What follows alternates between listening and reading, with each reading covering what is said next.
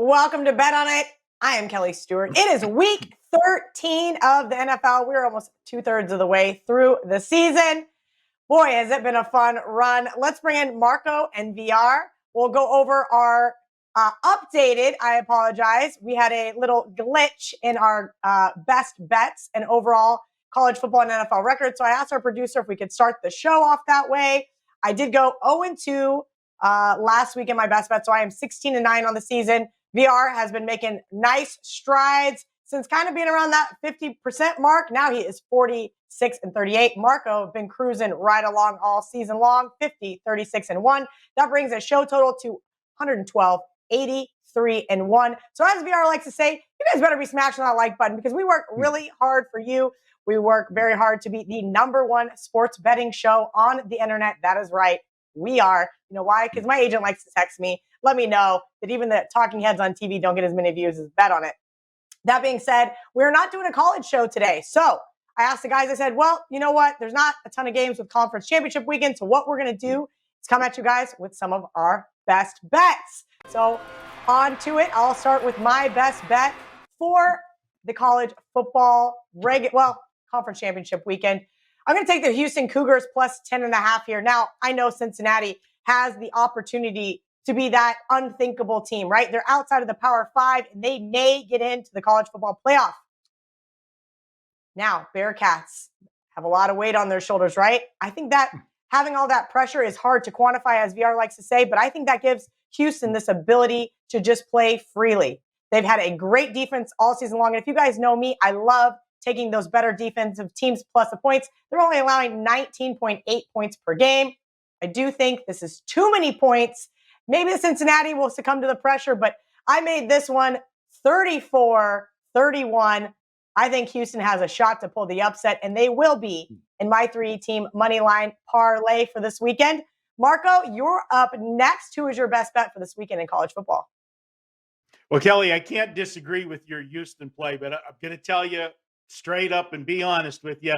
I'm going to root for them to cover the spread, but I'm not rooting for them to win outright. I really want to see Cincinnati. I want to see a non-Power 5 team crack the party. I really want to see that. And if Cincinnati wins and somehow does not get in, then we either need one of two things. We need an expanded playoffs, or we need them just to say, sorry, it's going to be only Power 5 schools that are going to be in the playoffs, and just don't dangle the carrot in front of the non-Power 5s. That's my soapbox speech for today. I like to root for the underdog. So I am rooting for Cincy. Speaking of underdogs, my best bet is an underdog. I don't know that they can pull the outright upset here, but you want to talk about weight on their shoulders, and that is the Michigan Wolverines. And I'm going to talk about the weight that got taken off their shoulders because Jim Harbaugh finally won a big game at Michigan. And guys, it doesn't get any bigger than beating Ohio State. And I know everything that's in line for Michigan in this game. It's the Big Ten championship. It's their ticket to play for the national playoffs for Michigan. I understand all that. But if you have been around the Michigan program for the last decade and the beatdowns that they have taken from Ohio State, that win on Saturday was so satisfying. And if you saw the atmosphere on the field after the game, you know, you talk about, you know, in basketball, we have the phrase storm the court games and, you know, rush the field, take down the goalpost, everything. They might still be partying in Michigan right now. I don't know how they come down from that. In Iowa, as bad as they are offensively, and they are bad, make no mistakes about it. This is a team that works for every point they get. They are very good defensively. And I think if Michigan comes out with their heads still in the clouds at all, I think this Iowa team can jump on them and get an early lead. And why the early lead is so important is because then Iowa can stay in their game plan, which is ground and pound and play defense and play field position and turn this into a chess game instead of a track meet. We know Iowa has no shot if they have to try to come from behind from 2 scores and abandon their game plan. But I think Michigan will be flat. in the early going, and that's going to get Iowa to get a lead and stay in this game for the duration. I like Iowa plus the points in this game. If you want to play it safe, you could break that wager up a little bit, Kelly, and put a portion of it first half and the rest of it full game. But I'm going to go with Iowa plus 11, 11 and a half, see where this thing goes. It might, we are seeing some 10 and a halves, but I think come game day when the public gets involved, it's going to go back up. They're not going to bet Iowa. John Q. Public is not going to bet Iowa after what they watched last week, with Ohio State. And to me, I just think Vegas is shaded this line. They know my personal number. I think this line should be 8.5 or 9, to be honest with you. But Vegas knows they're going to get as much money if they put this thing on the north side of the 10 as if they put it on the south side of 10. They're going to get Michigan money. So I think that's why we're seeing it over the 10. And I'm going to go ahead and take the inflated line with Iowa and call it a field goal game down at the end. Michigan finds a way to pull it out, but I don't see them covering this one. I love that, Marco, because I'm with you on the Iowa Hawkeyes in the first half. I already did bet the plus 6.5. I just can't trust them for the full game. But hey, they came roaring back to ruin my hopes and dreams last Friday against Nebraska. So what do I know? VR, who is your best bet for conference championship weekend? Yeah, first, I just want a disclaimer. And again, I share this not as, a pass, but simply so you could manage your risk, because this is such a big week for college football opportunity to do damage. There's such an influx of recreational bettors that crash the party when you get the bowl games, when you get the conference championship, when you get the playoffs, that the edge sharp bettors can find is so much greater. And many times, like I touched on last week, there's not even a rush to get to market, as I proved with my subscribers when we crushed it last week, and we did not need to get out ahead of the market all that often.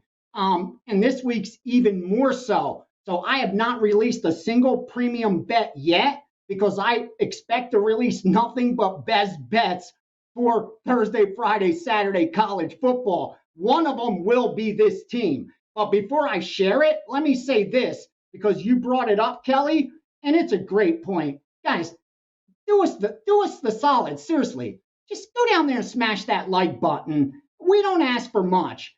Truth be told, my number one goal of this show is to educate and make you a more efficient and sharper bettor. I know that I only have a limited amount of picks I'll be able to share, and I bet every day. I bet multiple markets, so there's going to be a randomness to my results. Some years it'll be great, some years not so good, some years above average. But as long as I'm making you a more efficient bettor, I'm doing my job, and this is worth my time.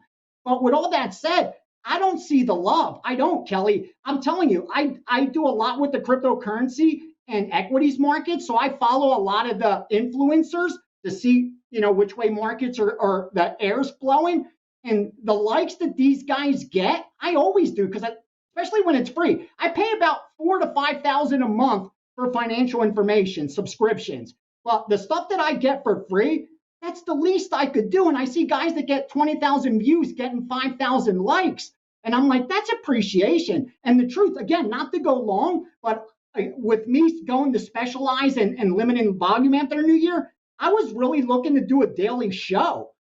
Because I have so much gold to share, I don't want it to go to waste. But I'm like, if people don't even care about watching it, why would I even put my whole time and effort of my day to do that? And the only way for us to know is feedback. The only feedback is your comments and your likes. And I'm not seeing many likes, and I'm not seeing all that many comments. So I'm not going to do a daily show starting with the new year as was planned. With all that said, Alabama. The only reason they're not in my subscribers' hands yet is because I keep missing that 7. Every time it's gone to 7, there's been a betting syndicate to snatch it. And the reason's pretty simple. You're looking at two very, very close teams as far as the metrics go. There's one difference. An undefeated Georgia team with a very good ATS mark because, again, they're a little undervalued coming into the season year after year, where on the other side of the coin, you have Alabama, who's a one-loss team, but are only 500 against the spread. The odds makers have done a phenomenal job to make an 11-1 straight up college football team that's one of the most popular teams in the land not profitable at the betting window. They did their job. That's all that they did. The books manage risk correctly. You can't fault Alabama for that. You fault yourself if you laid more points than you should have in some of those spots. But when I went back and I saw that Texas A&M box score, they won that game. I mean, they were almost 3 touchdown favorites. Sure, they lost by a field goal, 1 score. There's a lot of randomness involved. But if you go to the box score, they more or less dominated. So whatever happened, if they played that game the next day, rest assured, Alabama would probably win it, and we'd be looking at 2 undefeated teams going into this conference championship. And I think more so, the spread would be different. And finally, there's one thing that has played a big role in my success as a sports bettor, and that's waiting for regressions, because human beings will always, markets will always regress to the mean. We just do. And whenever there's an outlier game, an outlier where a fight, I'm always looking to back or fade based on that. And last week, Alabama played that outlier game where they were 3 touchdown favorites. They needed overtime just to get the win. And if you look at the box score, it was not characteristic of Alabama. They had a ton of penalties. They had fumbles they didn't recover or turnovers. It just wasn't Alabama football. That's an outlier. I'm looking for them to revert towards the mean, the Alabama we know. And again, now we're looking at them getting almost a touchdown, 6.5 or so. They're not laying points. They've been favored every single game. They're now getting points. It may sound like the squares bet ever because they haven't been a dog in so long, but this is as automatic as a bet as I could possibly make and know that I'm getting the best of it as far as line value goes. There's no chance Georgia should be a touchdown favorite against this 1-loss Alabama team. I'm sorry. That should not be the case, regardless of outcome. I'll be on Alabama Saturday. BR, I will also be on Alabama come Saturday, but I am waiting for that 7 as well because, like you said, every time I go to bet it, it is gone. Speaking of gone, we're going to take a quick commercial break. When we come back, time to talk some primetime games. First, we at WagerTalk would like to thank everyone as a record number of you took advantage of our Thanksgiving 7-day special. We hope you enjoyed the convenience of getting your favorite handicappers plays daily during the hectic holiday weekend, and we also know that December can be a crazy month. Now we are offering a rest of calendar year special. Get every NFL, college bowl game, NBA, NHL, college basketball games, and all other sports of your favorite handicapper through December 31st for only $249. The early bird really does catch a worm for this special as it starts the day you sign up. No coupon needed. Pay only $249 today or pay $249 in a few days. The choice is simple. Let's have a great ending to 2021. Welcome back. Let's start with Thursday night. We have the Dallas Cowboys at the New Orleans Saints, now up to 5 on the WagerTalk odds screen. Total 47.5. I'm going to be honest with you, Marco. I want to go to you first, but man, New Orleans, they look stinky. This looks so fishy. This is like a quintessential primetime home dog KIV special. I just don't know if I have the guts to pull the trigger. Yeah, well, part of that might be the food poisoning we got with that home dog the last time out with them. The not good. Yeah, it was a bad game for the Saints. And really, last Thursday, it was a bad game for both teams. But this is how the public's going to look at this game. Both teams lost at home on Thanksgiving Day. The Saints got railroaded while Dallas lost in a shootout in overtime. So they're going to give Dallas more of a pass. But to be honest with you, Dallas was the superior team. They were supposed to, run roughshod over the Raiders, and they didn't. With all of the off-field problems the Raiders have had this year, in the problem with Dallas, even though they put up 30-some points in defeat, this is not the same offense when they don't have Amari Cooper on the field. Amari Cooper makes every offensive player better. And why do I say that? Well, whenever he's on the field, first off, he automatically makes CeeDee Lamb a much better receiver. Why? Because Amari Cooper's always going to draw the double teams. Amari Cooper is a threat downfield. He's going to open up the lanes for CD Lamb, if they want to run a route across the middle or something for him. It opens up the running game. You can't stuff the line and try to stop Zeke when Amari Cooper's on the field. And then also, when he's on the field, Dak Prescott's a better quarterback because now all of the options are in play. The run game, all of his receivers.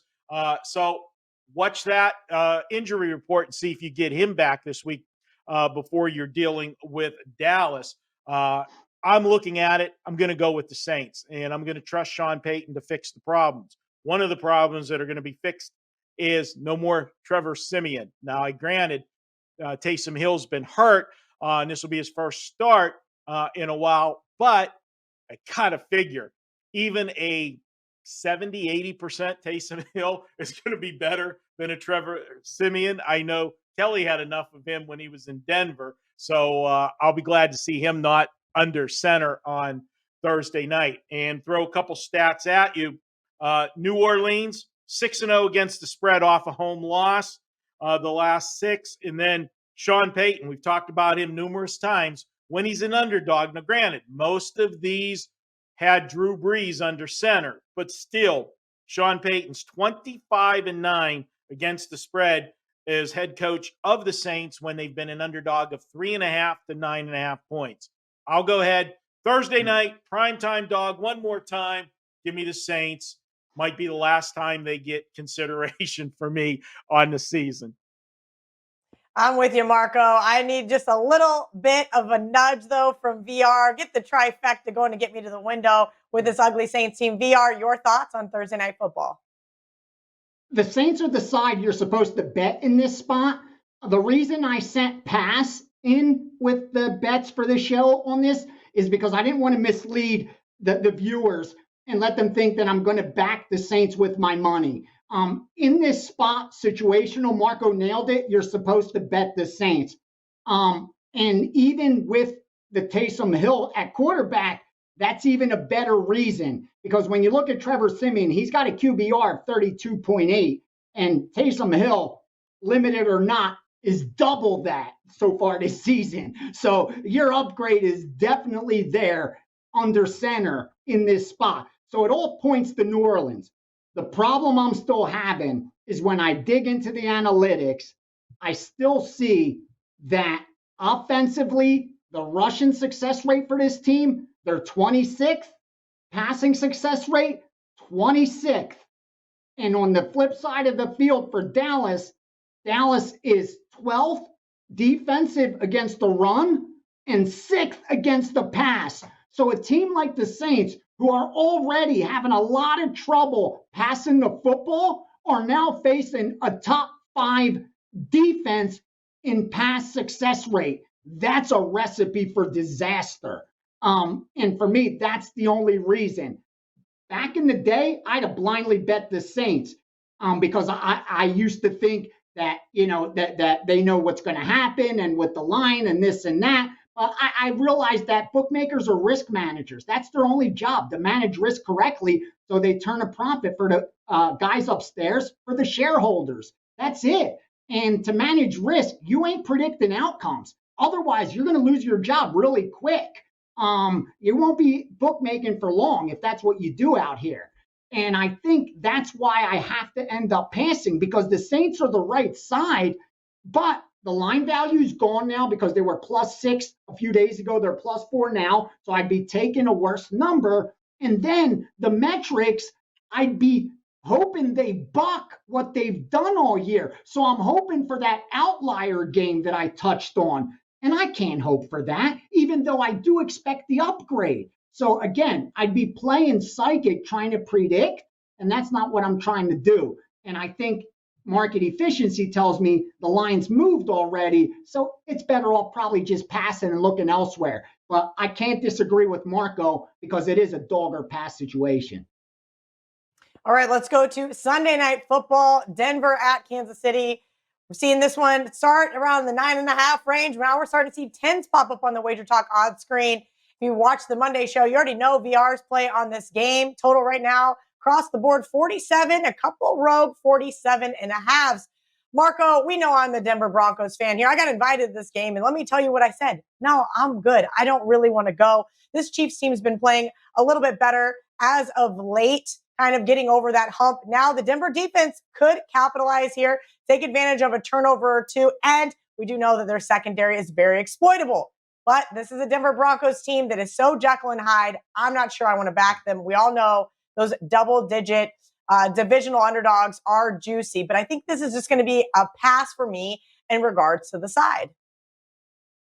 Well, Kelly, for me, I'm going to tell you, I do have a side on here.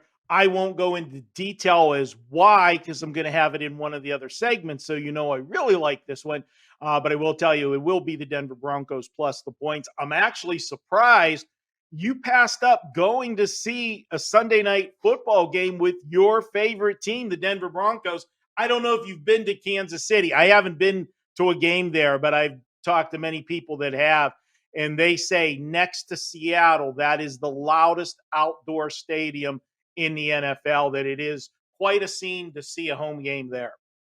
Yeah, it was great. The last time I was there was 2014. Peyton Manning went in and silenced everybody in Arrowhead. I enjoyed it, minus the fact that I froze my ass off and had to go buy orange hunting gear just to survive. So that was kind of went into my thought process here. Also, you know me, I'm kind of a fair weather fan. If I don't think my team's going to win, I don't really want to go. VR, you gave out this total on Monday. I already bet it. You already bet it. I think it actually is even going to be your Steam game of the week. Yeah, so for the side, because I like the side as well, Kelly, I'm going to go with the Denver Broncos plus the 10. And I know KC's looked good over the last couple of weeks. They won 4 games now in a row, 5 of their last 6, I believe. They covered 2 straight. They're coming off a bye, blah, blah, blah. Number one, I think that's a negative. And Marco had taught me that years ago. When you have momentum, the last thing you want to do is take a break. You want to play next Sunday, next Sunday, next Sunday. You want that break when you're having problems and you need to regroup, not necessarily when you're running hot. So I think that's a negative. And if I'm not mistaken, I think even Ralph shared a trend like that. You know, teams doing better before the bye as opposed to after the bye, where you would think it would be the opposite. Finally, and I'll be quick, Kansas City, I know it's cliche, plays down to the competition, but it's kind of true. It's not a team that comfortably I'm going to lay double digits with, especially this season. And more importantly, playing a team which we know this far into the season, it's much better defensively. That's the bottom line. Denver defense can keep them in the game. If they do that, the back door should at least be open, if not come in through the front door and get the money line win. But we won't go that far when you're getting a comfortable, generous, 10 points. So yeah, Denver's the side for me on Sunday night. All right. You guys know I'm a Denver Broncos fan from my childhood, so it takes a lot for me to be on them. They were my rocking chair winner last week, but it sounds like both the guys are going to give me enough nudge to bet this team. We're going to take a quick commercial break, but when we come back, it's time to see my favorite guy, Ralph Michaels. Why pay regular price when you can save money on every purchase with WagerBucks at both WagerTalk and Sports Memo? WagerBucks are now eligible for use on not just daily, 3-day, and 7-day passes, but all long-term and seasonal packages up to 1 full year. There are tons of options available for every budget and size of bettor, from as low as $90 gets $100, all the way up to $3,500 gets you $5,000. Save every day on every pick you buy with WagerBucks. Welcome back to Bet on It. I am Kelly Stewart. As always, we're going to bring in the talented, the king of TNA, the stat daddy himself, Mr. Ralph Michaels. Ralph, we aren't going to have a college show today, but we did give out some college best bets, and you have dug up some information for us for championship weekend. Please tell our audience what you found.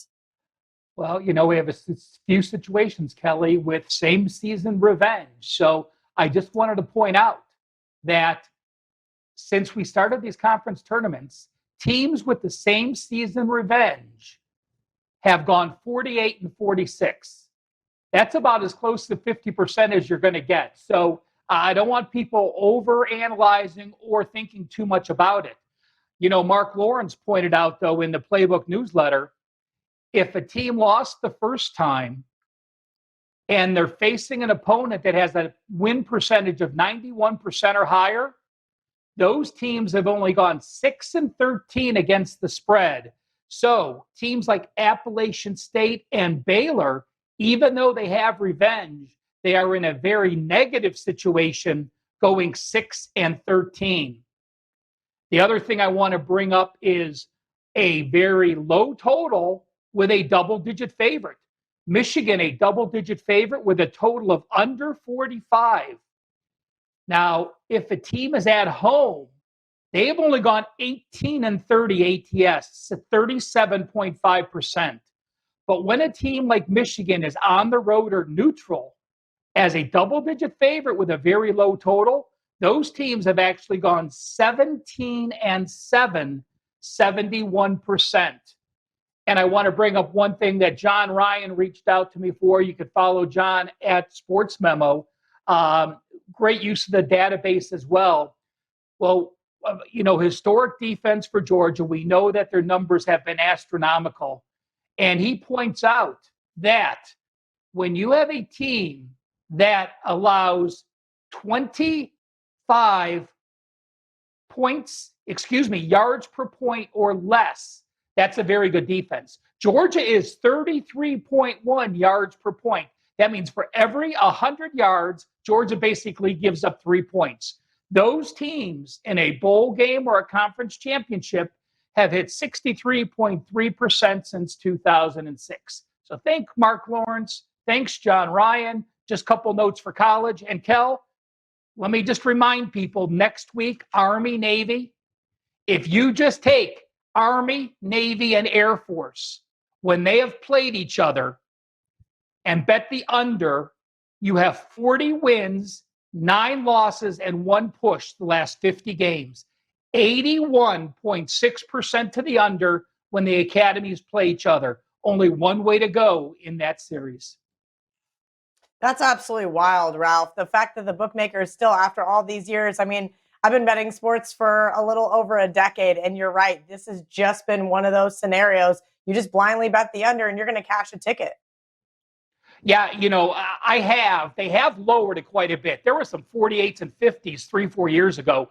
That total, I didn't even see if there's a total out, but it is going to be in the low 40s now. But still, these teams know each other. It's intense. The weather can often be bad, and you just practice against option defenses all day, every day in practice. You know exactly how to handle them. So no surprises there. And again, depending on how low it goes, I may not bet the under, but that's the only way I would bet the game.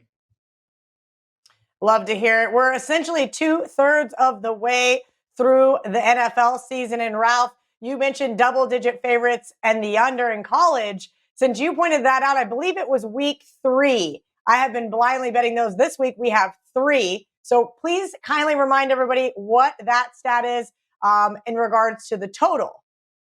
Well, double-digit, when you're a double-digit favorite of 8 or it's actually just an away favorite of 8 or more. That has been a 65%. But listen to this, Kelly. When you have a division away favorite of 8 or more, like Indianapolis against Houston and like Tampa Bay against Atlanta, a division away favorite of 8 or more, you have 31 unders and 10 overs. You are hitting 75.6%. Does that get it to the automatic category? Very close to it. So just remember, away favorites of 8 or more, a solid underplay. Division away favorites of 8 or more make it over 75%. Now, here's one that hasn't up. Go ahead, Kel. No, I was just going to say, I just love it. I'm not a big totals player. And ever since you pointed that out to me, it has been an automatic bet. And I'm sitting right around that 70% range for this season. Yeah. And it makes sense. I mean, these division foes know each other. They may be playing each other again. You have that familiarity. And you don't really want to embarrass a division foe by running up a score if you have to face them again. So this is one that has worked this year. But let me preface this. When I pulled a 3 and a 4-year system on this, it didn't work. Rocky over from Sports Memo reached out to me and said, hey, Ralph, can you run these numbers? Listen to this year, Kelly. If you blindly play an NFL team off an ATS loss against an NFL team off an ATS win, that's it. Doesn't matter if they win straight up. Doesn't matter if they're home. Doesn't matter if they're on the road. This season, those teams are 50 and 26, 65.8%. Chicago against Arizona, Philly against the Jets, Minnesota against Detroit. So it's something we'll pay attention to. Do more and more teams, are more and more coaches, are more and more players aware of what a line is now because it's so published, because we talk about it on TV, it's not taboo anymore. We'll see what happens. We'll keep tracking it this year and mention it. But sort of a wow number for just blindly playing an ATS team off a loss, off a win. Any thoughts on that? Well, we always knew that Coach Zimmer was the king of that one. And that is why I was looking at Minnesota this week. But man, have Johnny Detroit's Lions been so pesky to me this year, including that lovely tie in Pittsburgh, makes me not want to rush to the window to back them. But yes, that is a really interesting stat because that's something that I would have guessed was right around the 50% range prior to this year. And like I said, the previous years, it did not work. So take this with a grain of salt. It could easily be a 9-week anomaly. But again, we will track it and pay attention in a few weeks if it continues. 3 more quick ones just to finish out the segment. If you are an away favorite of 3 or more, off a bye and off a win. So you got a good win before your bye. You got a week off. You are now the better team on the road as a favorite. This goes all the way back to 2001, and I love these. When you have a 20-year system that's been hitting 67.7%, that says to play Arizona against Chicago. Road games versus a division foe with a bye on deck. I've mentioned this a couple times. It won a couple weeks ago with Arizona. It did lose last week with the Cleveland Browns. Should have pushed last week, but it lost. Road teams versus a division foe with a bye on deck. 34 and 18 against the spread, 65.4%. Those teams, New England against Buffalo and Indianapolis against Houston. And finally, the last one, when both teams are off an upset win as a dog, the home favorite has hit 62% since 2013. We actually have 2 of those matchups.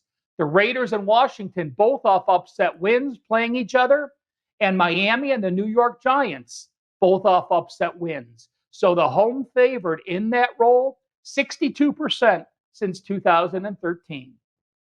That's interesting, Ralph, because I am still alive in my little money survivor league for my buddies. And I was considering the Dolphins this week, and it pains me to look at some of these teams that I have left. We are out of survivor here on Bet On It, so we're going to go straight into that teaser segment. Thank you to Ralph. Make sure you're giving him a follow at CalSportsLV on Twitter. Oh. All right, Kelly. And this one for me this week is pretty simple. It's standard. Going to go with the Wong teaser, and I am looking at Arizona for the first half of this leg.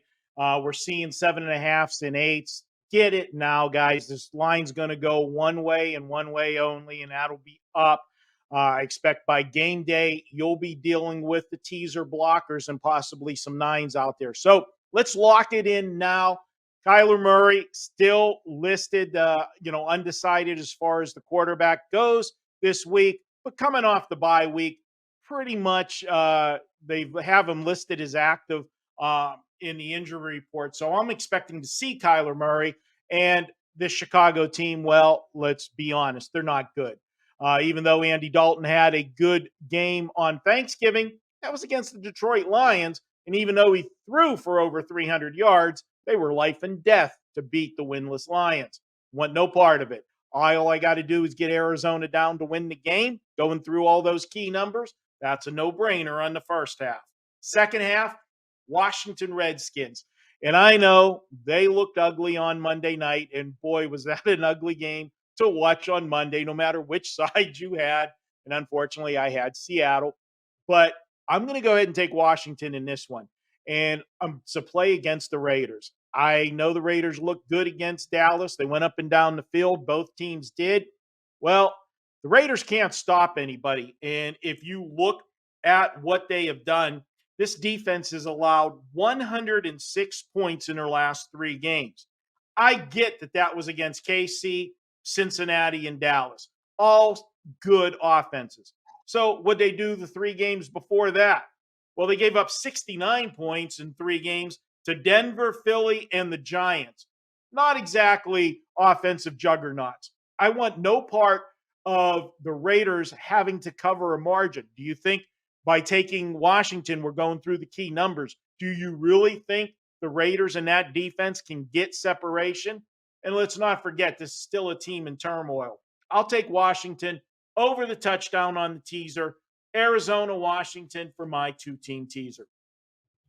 Washington will be one of the legs in my teaser, and the other one will be Monday Night Football with the New England Patriots. VR, who is your teaser for NFL Week 13?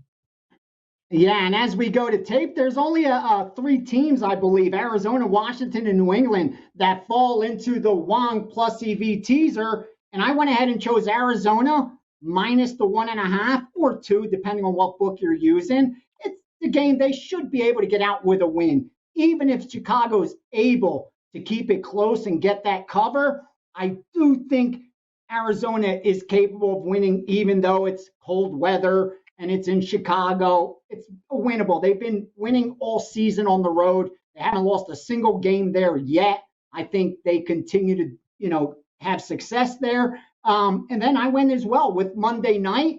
The reason for that is I'm hoping to have some teasers tied into that Monday night game because I have a little difference of opinion. I like New England strongly immediately when I saw this line and the matchup. And one of the groups I work with took the +3. Then today, another group laid the 2.5 with Buffalo. So it kind of gets me off the hook by putting them in a teaser. And obviously then come Monday night, we could look for a middle, and with a total of about 43, 44, what have you, isn't the worst position to be in if you can have a possible middle situation lined up. So yeah, I went with Arizona minus 1.5 or 2 and New England plus the 8.5 for Monday night. Sounds awesome. I'm glad we're all on those same pages. We're going to take a quick commercial break. Is the deli back open? V already gave you a hint to his Steam game. And of course, we've got some barking dogs.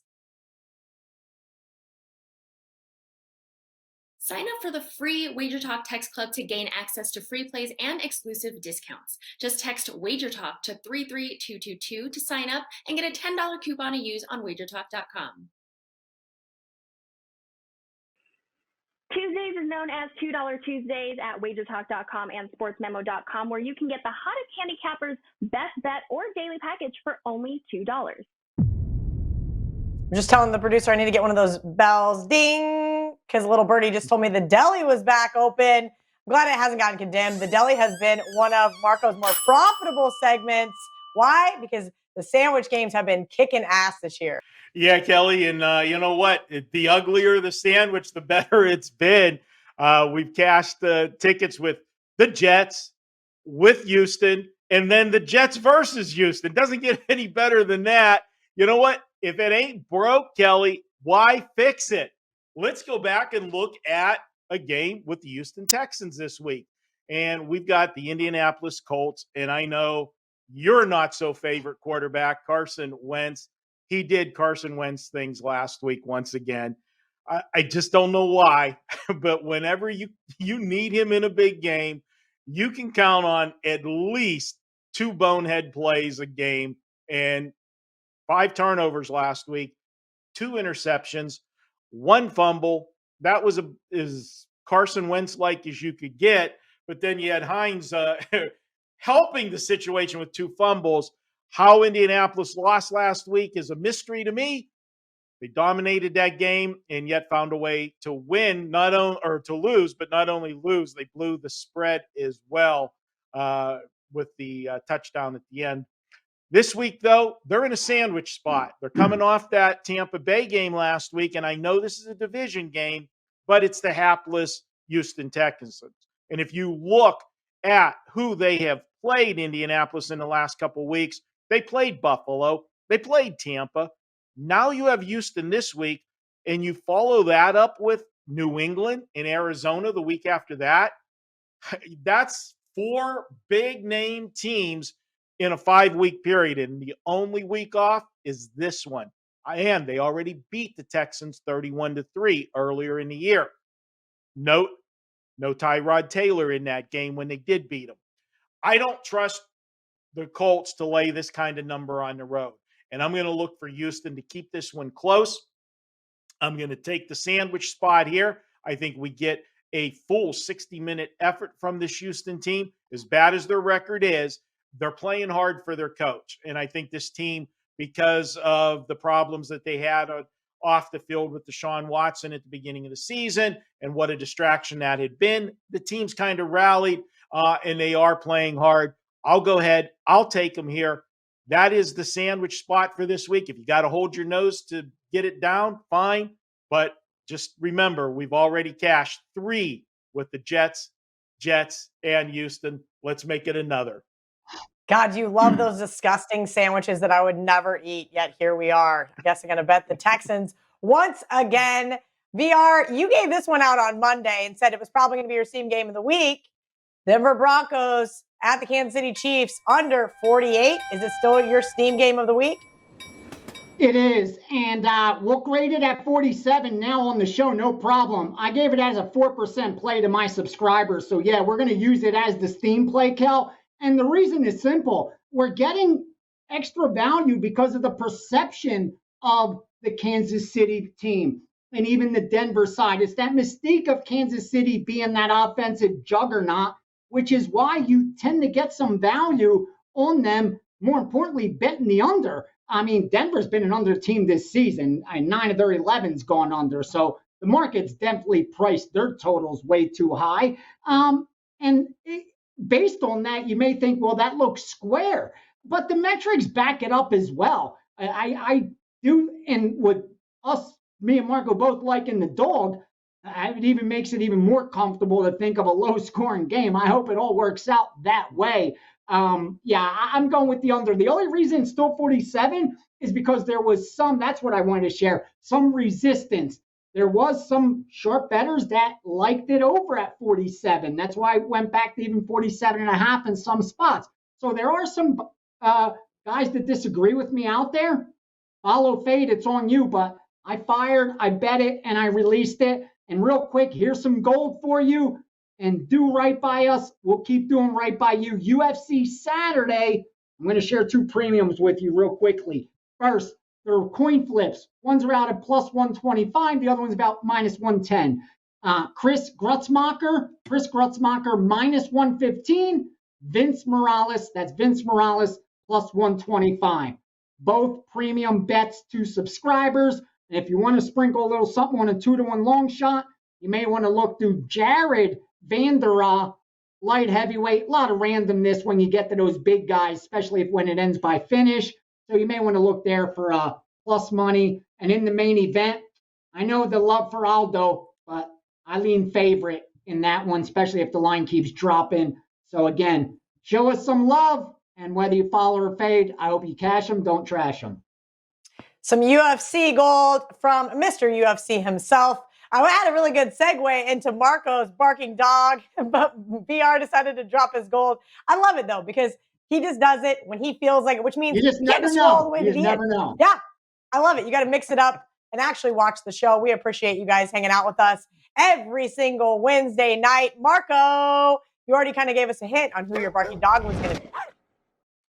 Yeah, VR with his gold dropping it. You never know where it's going to be. It's like that guy on Las Vegas Boulevard playing 3-card money, shuffling the where's the ball, which cup's it under. You got to pay attention.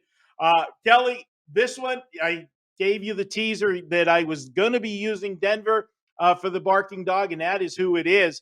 Problem is, VR already started to break this down, and, VR and myself have been doing shows together for so damn long that we're like an old married couple. He finishes my sentences, I can finish his sentences.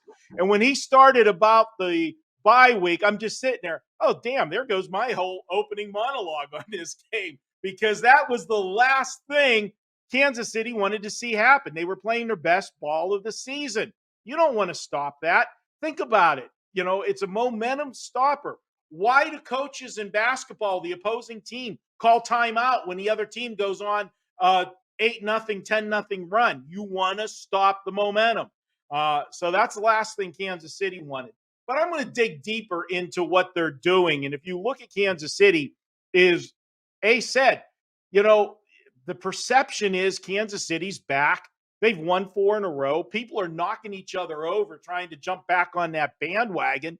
But let's be realistic. Look at the 4 games that they won. They beat the New York Giants. They beat Green Bay. Oh, put an asterisk there. There was no Aaron Rodgers in that game. You had Jordan Love behind center. Then they beat the Raiders on Sunday Night Football. And that's really the game that everybody saw because it was Sunday Night Football. But if you've been following what's going on with the Raiders this year, there is so much turmoil with this team and so many distractions that take that game with a grain of salt. And then last week, they beat a Dallas team without their 2 wide receivers. Granted, we talk about Dallas and they've got one of the best offenses in the league, but they were handcuffed without CeeDee Lamb and Amari Cooper. So I'm not sold on this so-called turnaround on the KC defense. What's being lost here is, with the exception of the Raiders game where they scored 41 points, and if you've looked at the Raiders box scores this year, they're giving up a ton of points to almost everybody they play. I'm looking at the fact that this is a team going backwards from the end of October. They scored 3 against Tennessee, only 20 against the Giants on Monday Night Football at home, 13 points in that Green Bay game against Aaron Rodgers not being in the lineup, and then 19 points last week again, or their last game against Dallas. And we've seen that Dallas defense all year. There's something wrong with the KC offense, and I can't lay 10 points with a team that's struggling offensively, has turned the ball over numerous times this year. I'll take Denver. I'll take the dog here. And Denver, they've won 3 of their last 4 games. They've held 4 of their last 5 opponents to 17 points or less. Something's got to give here. I'll take a low total with a big dog. Let's go ahead and take the Denver Broncos.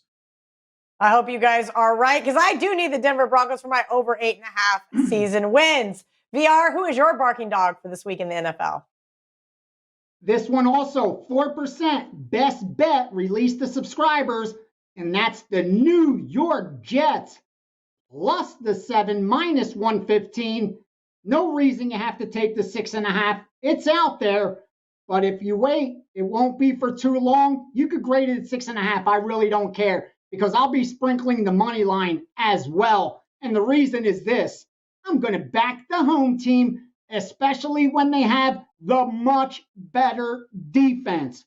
Philadelphia is getting way too much credit when, if you stifle that run just a little bit, like the Giants were able to do, they're going to have problems. And the reason for that is Philadelphia is 30th in passing success rate offensively. And they run into the Jets this week, who are actually better than Philly defensively. Even rushing the football, which has been Philadelphia's success, they're number 2 in offensive success rate. The Jets are 13th defensively in success rate against the rush. Like, they're not a team that you're just going to easily run over. And again, this is the Jets that we're talking about, who are what? A 1-2 win football, 3-win football team, what have you. But they're top 15 against the rush. And Philly, like I said, is as bad as it comes passing the football. I like the Jets to be in this game, Cal, from start to finish. Don't be surprised if they pull out the win. Philadelphia is just one of those teams that are inconsistent. Like, they lose games they're supposed to win. They win games they're not supposed to. There's just no consistency there. And that's the last type of team I ever want to back laying a touchdown on the road. Give me the Jets plus the points on Sunday.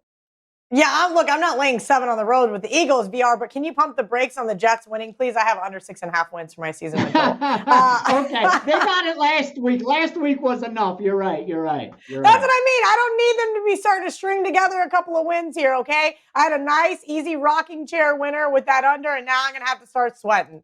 We're going to take a quick commercial break when we come back. Okay, good. It's time for Best Bets. First, we at WagerTalk would like to thank everyone as a record number of you took advantage of our Thanksgiving 7-day special. We hope you enjoyed the convenience of getting your favorite handicappers plays daily during the hectic holiday weekend, and we also know that December can be a crazy month. Now we are offering a rest of calendar year special. Get every NFL, college bowl game, NBA, NHL, college basketball games, and all other sports of your favorite handicapper through December 31st for only $249. The early bird really does catch a worm for this special as it starts the day you sign up. No coupon needed. Pay only $249 today or pay $249 in a few days. The choice is simple. Let's have a great ending to 2021.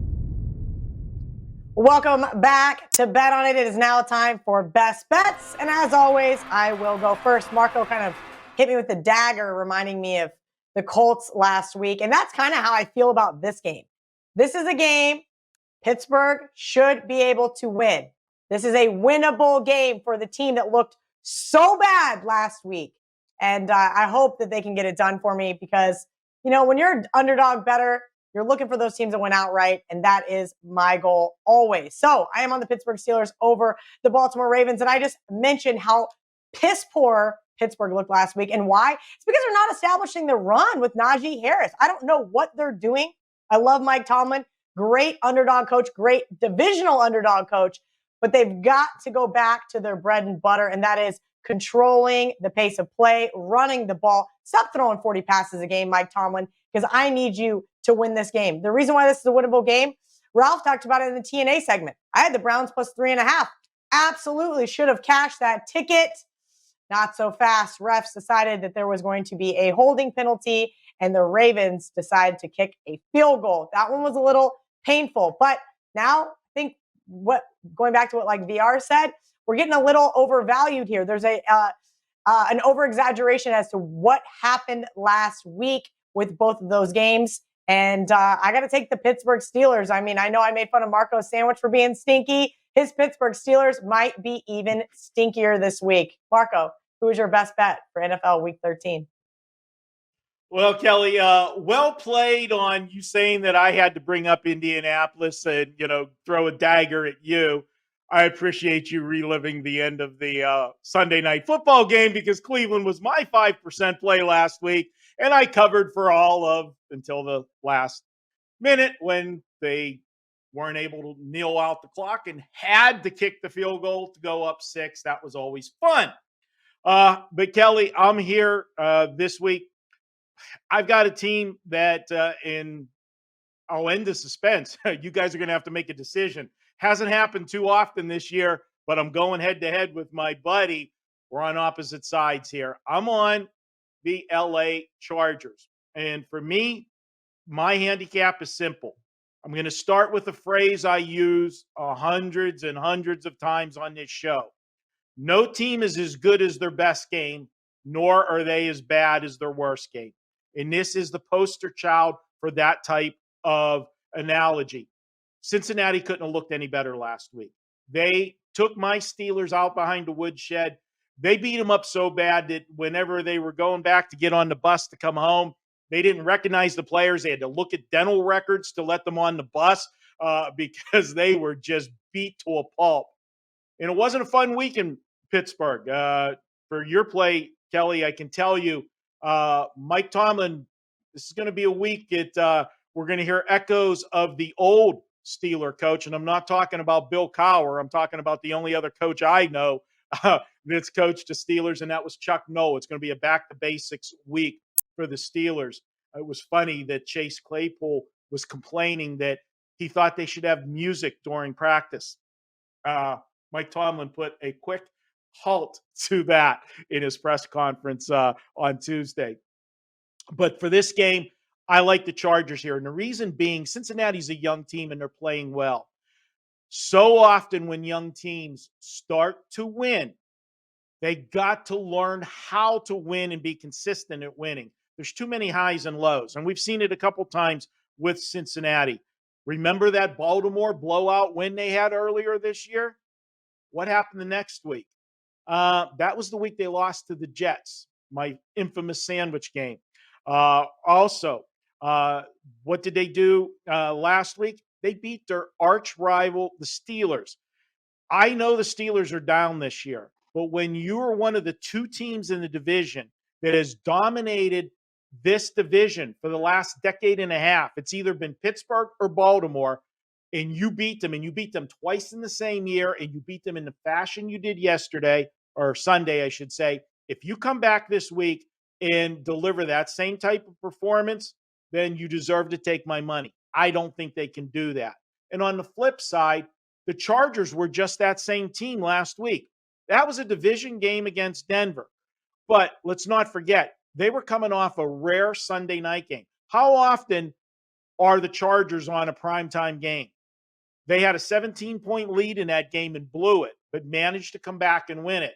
That was still a big win for them, and they went on the road feeling a little confident, a little fat and sassy, and they were playing a Denver Bronco team that we told you last week was going to be fired up after their embarrassing loss to Philadelphia 2 weeks ago and coming out of their bye week off of a sour note.